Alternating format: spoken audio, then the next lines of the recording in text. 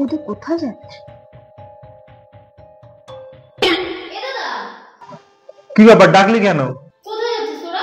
একটু দরকার আছে তাই কাজে বেরোচ্ছি। আমাকে একটু নিয়ে যাও না তাহলে। না না, তোকে নিয়ে যেতে পারবো না।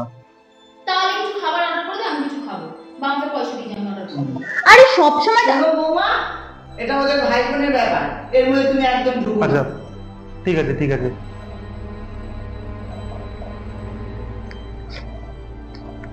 এনে পুরোটা খরচা করিস না, এটা দিয়ে কিছু কিনে খেয়ে নিস।